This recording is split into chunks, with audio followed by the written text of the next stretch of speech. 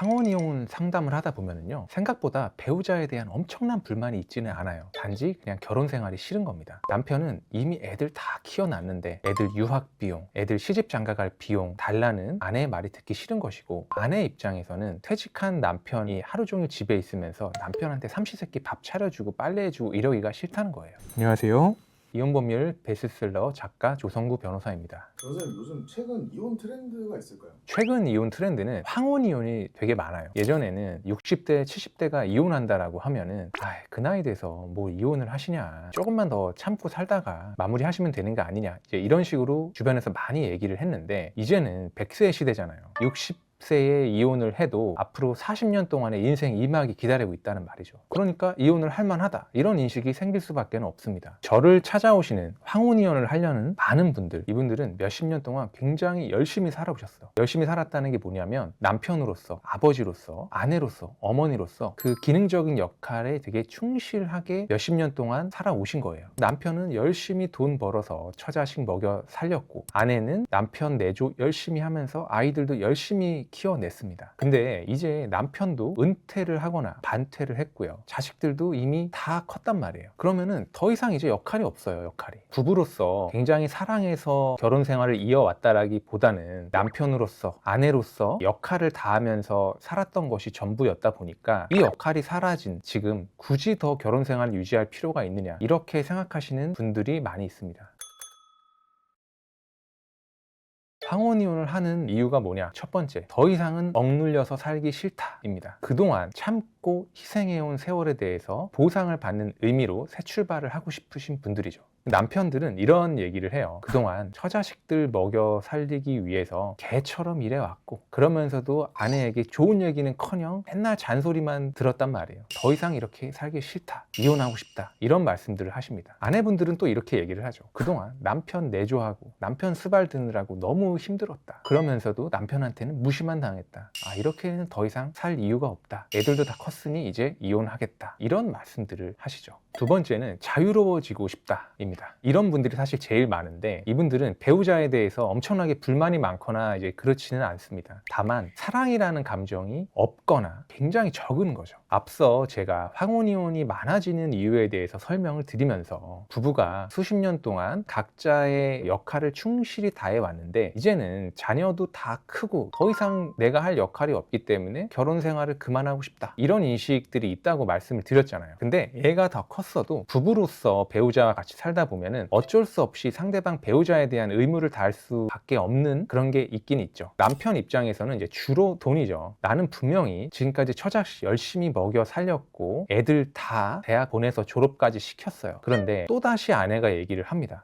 이제 우리 딸이 유학을 가야 되니까 유학 비용을 좀 달라. 우리 아들이 결혼을 해야 되니까 집이라도 한 채 좀 해줘야 되지 않겠느냐. 이제 이런 소리는 나는 이제 더 이상 듣기 싫다, 이거예요. 나 좀 자유로워지고 싶다. 아내분들도 충분히 할 말은 있는 게, 지금까지 몇십 년 동안 남편 30세끼 밥 차려주고 빨래해주고 했으면 된 거 아니냐. 근데 이 양반은 은퇴를 했는데도 내가 계속 밥을 차려주고 설거지를 하고 빨래를 해야 되냐. 나 이거 싫다. 나 그냥 혼자 살고 싶다. 이렇게 얘기를 하면서 이혼하고 싶다라는 겁니다. 세 번째는 다른 사람과 연애하고 싶다 입니다. 불륜 얘기가 또 빠지면 섭하죠, 제 채널에서. 이분들이 얘기하는 건 그거예요. 지난 수십 년 동안 남편으로서 또는 아내로서 역할에 충실하게 살아왔으니까 남은 수십 년은 내가 진짜 좋아하는 사람과 연애를 하면서 살고 싶다, 이런 생각들을 또 하시곤 합니다. 근데 제가 이제 이런 얘기를 하면은 다 늙어가지고 연애를 한다 그러냐, 이렇게 말씀하시는데, 제가 현직 변호사로서 직접 경험을 해봤잖아요. 60대, 70대가 아니라 80대 불륜도 많습니다. 이게 뭐 80대 불륜이나 30대 불륜이나 이제 다를 게 없어요. 남자들은 그렇잖아요. 뭐 숟가락 들 힘만 있어도 뭐 이렇게 한다고, 뭐 그런 얘기들도 있고요. 여자분들도 사랑받고 싶어하는 그런 감정은 30대나 80대나 다를 게 없습니다.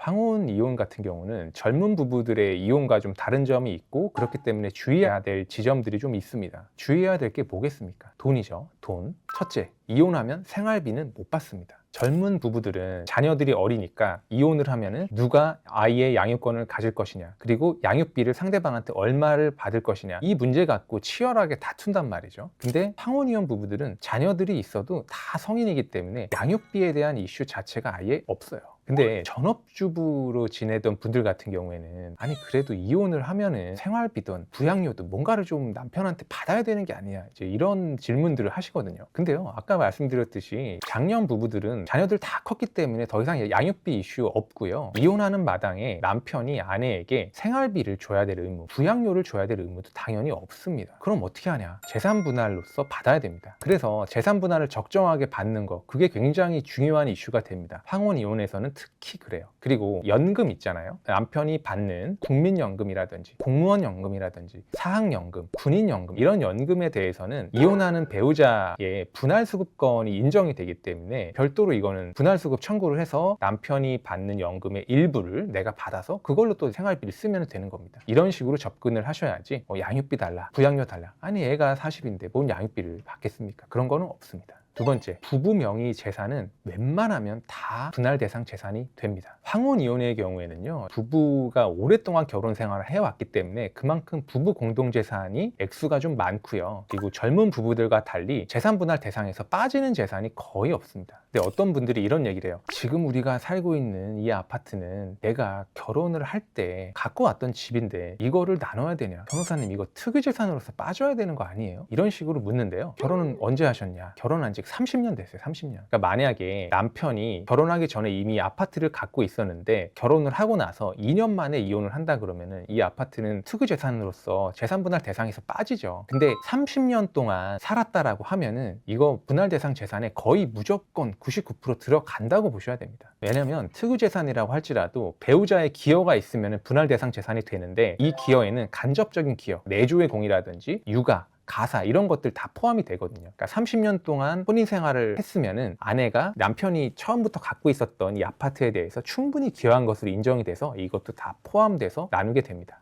셋째, 재산 분할 비율이 50대 50에 가까워지게 된다. 재산을 이제 몇 대 몇으로 나누는 거에서 제일 중요한 건 이제 기여도이거든요. 그런데 이런 기여도에는 직접적인 소득, 재테크 이런 것만 들어가는 게 아니라요. 육아, 가사, 내조 이런 것들도 다 포함이 됩니다. 그런데 황혼이혼의 경우에는 혼인기간이 워낙 길다 보니까 전업주부라고 할지라도 수십 년 동안 남편과 함께 살면서 자녀들과 함께 살면서 육아, 가사 등에 대한 기여를 많이 했다고 평가를 받기 때문에 남편의 수입이 압도적으로 굉장히 높거나 처음부터 갖고 왔던 상속재산이나 증여재산 같은 게 압도적으로 많지 않는 한 50대 50에 좀 가까워지는 경향이 굉장히 짙어요. 그러니까 전업주부나 소득이 적었던 여자분들 같은 경우에는 이런 간접적인 기여를 최대한 강조를 해야 될 것이고요. 반대로 남편분들 입장에서 조금이라도 더 재산 분할 비율을 좀 더 높게 받으려고 한다라고 하면 내가 소득이 이만큼 높았다라는 거, 내가 재산을 형성하는 데 있어 가지고 내가 주도적으로 모든 걸 했다라는 거, 본가에서 내가 지원을 많이 받았다라는 거, 증여를 많이 받았다라는 거, 이런 부분을 최대한 강조를 해야겠습니다. 부부가